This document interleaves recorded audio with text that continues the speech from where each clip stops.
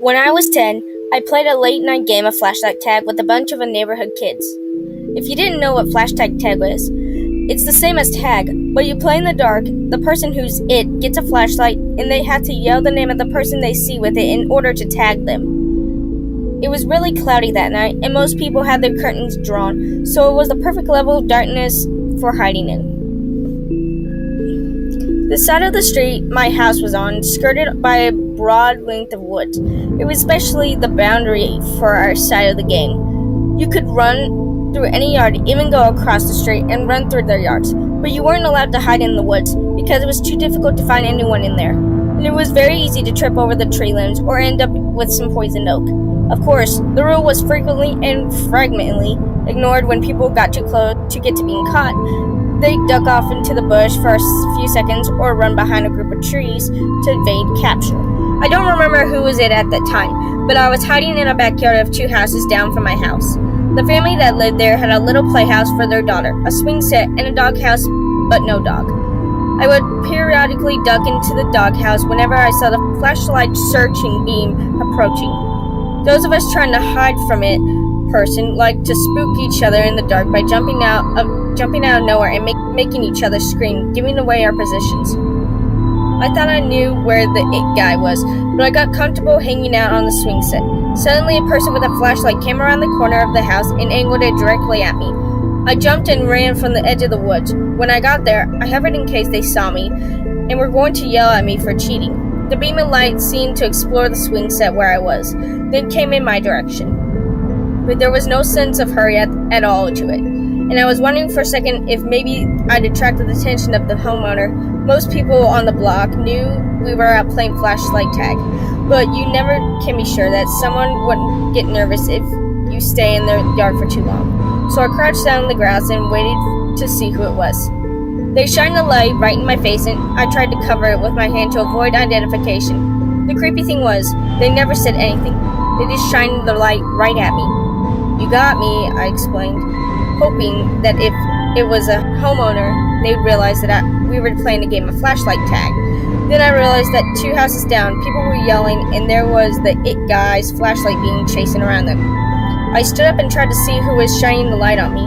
They just stood there, not moving, not saying anything. I felt a little freaked out. "If you don't want us playing in your yard, I'll go tell them it's off limits, okay?"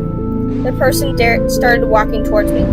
It didn't feel right, so I started walking towards the edge of the yard. The person just kept shining the light down on me and coming towards me, so I ran. When I looked back, the person with the flashlight was running too, and they were an adult, much bigger and much faster than me. I felt scared now, not sure why this person was chasing me. I was running toward where the other kids had been, but they were gone now. It just seemed to be me and the person with the flashlight. So I turned around and ducked into the woods. I dropped to the ground, shaking the bushes and stuff to try and confuse the person, then shimmied around a ring of thick bushes and curled up. I could see the flashlight in the woods with me. Looking around, I could hear the person's footsteps breaking sticks and crunching on pine needles. I didn't know what the fuck was going on, and I just wanted to get back to all the other kids were.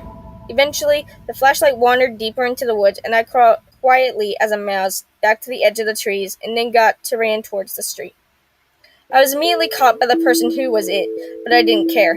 He yelled loud that I was now it, and I tried to tell him that there was someone else with a flashlight wandering around the woods, but he took it off as dark, yelling about no tag bags. "Don't go in the woods," I yelled, but nobody responded. Of course, any who heard me would just assume I was talking about no cheating at the game. I was sincerely worried about the person wandering around in them. Of course, now I had the flashlight of my own, so I thought I should go and see if I can find out who there was, just to make myself feel better. I went back behind the house I'd come from, and a bunch of laughing shadows scrambled out of sight into neighborhood yards. I ignored them and headed straight from the trees. I couldn't see any other light in there, so I thought, maybe he went home. I didn't know if it was a man or a woman, but I didn't imagine any woman trudging through the woods at night. So I went around playing the game again, albeit anxious because of the lingering thoughts that was someone back in the woods who didn't seem to be playing the game with us. I ran across the street and chased people through the backyards there. But after a while, I found the lots empty and realized they must have gone back across the street. I ran back over and explored the beach's backyard. Miss Beach had a clothing line with a bunch of drying sheets on it, and her daughter Charlotte liked to hide among the linings and stay close to home in case she got too scared of the dark. She was only a year younger than me. I thought I heard something in the train line, so I went over and was waving the flashlight around into the woods.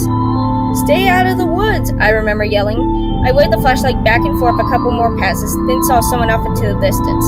I held the light on whoever it was. They were about half a job into the woods, hard to make out, but it looked to me like Charlotte. Charlotte had brown hair that her mother insisted on keeping shoulder length.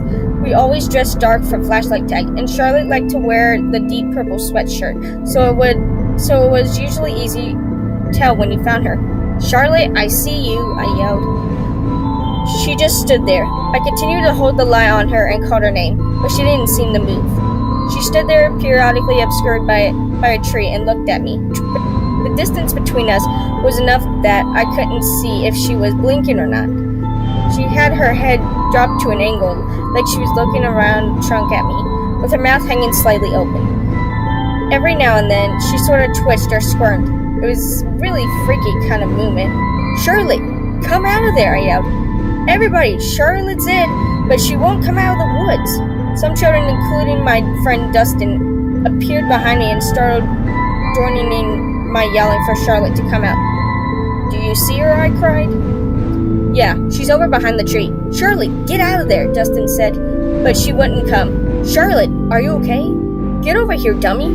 Charlotte seemed to stand up and straighter and then disappeared behind the trees. We could hear movement, but it seemed to be going away rather than towards us. Dustin started shouting Charlotte's name again and trudging into the woods after her, but I grabbed him and gave him the flashlight to take with him. I was scared again, because this all seemed surreal. I went to Charlotte's house and knocked until her father answered. "Mr. Bishi, Charlotte won't come out of the woods, and I'm worried about her," I told him. I wasn't sure if he'd take me seriously, but he rolled up his newspaper and disappeared into the closet behind the door for a moment before returning with a huge flashlight strapped to his car battery.